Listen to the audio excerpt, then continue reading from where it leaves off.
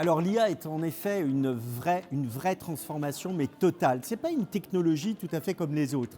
C'est une technologie qui transforme considérablement toute notre société, à la fois du point de vue économique, parce qu'il y a des enjeux bien sûr pour la productivité, pour être encore plus dans l'expérience client, mais il y a des enjeux qui sont aussi des enjeux politiques, car la tech est politique, Asma Mala dans son livre Cyberpunk nous l'a bien dit. Et enfin, un troisième point, c'est aussi un enjeu social, puisqu'on se rend compte qu'en tant que consommateur, toutes nos données sont de plus en plus utilisées pour produire des produits et pour faire en sorte ensuite que ces produits nous permettent de donner encore des données. Donc c'est une sorte de cycle qui transforme radicalement notre société et il faut que l'Europe se mobilise et aille plus vite pour être un des leaders de l'intelligence artificielle. C'est d'ailleurs ce qui a été décidé par le plan Apply AI, décidé par la Commission européenne.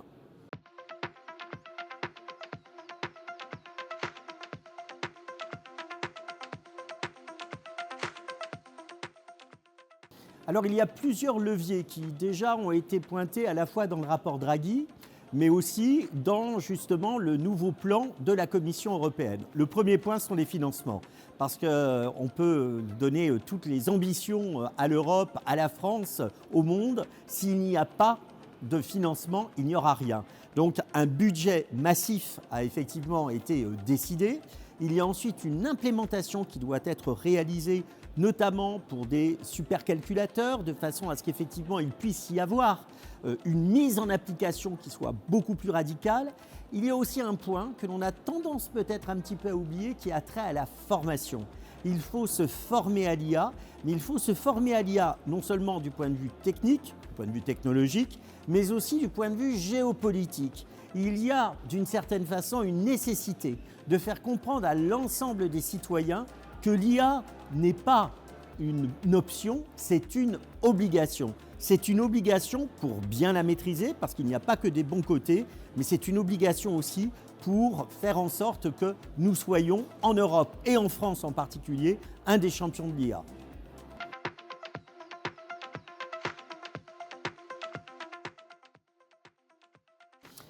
HubOne est un acteur vraiment incontournable en France et en Europe pour tout ce qui est le domaine technologique. HubOne est un leader sur la 5G industrielle. Prenons cet exemple sur la réindustrialisation nécessaire à la France. Il ne peut y avoir de réindustrialisation sans un socle de technologie, la 5G, mais aussi l'IA. Il y en a d'autres, mais aussi l'IA.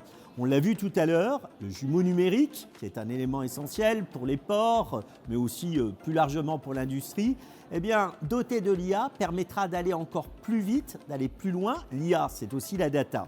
Et HubOne, je crois, a non seulement une capacité à architecturer cette proposition finalement de plus que peut apporter 5G IA, mais aussi a un rôle, et je l'ai entendu ce matin et j'en suis vraiment ravi, un peu d'éclaireur, d'évangélisateur, je ne sais pas si le terme s'emploie, mais on va le prendre, pour justement faire prendre conscience à l'ensemble des clients, mais aussi aux clients des clients et aussi aux suppliers de ces clients, qu'il y a toute une méthode, une méthodologie et des principes à mettre en œuvre. On l'a vu notamment sur la data, quelle data choisir. On l'a vu à travers le jumeau numérique et on le voit aussi dans le fait qu'il nous faut encore en France, pour aller plus vite, plaider pour la 5G industrielle. Nous sommes en retard et comme l'a dit Guillaume de Lavalade, il faut aller plus vite. Donc on chausse nos crampons et on court.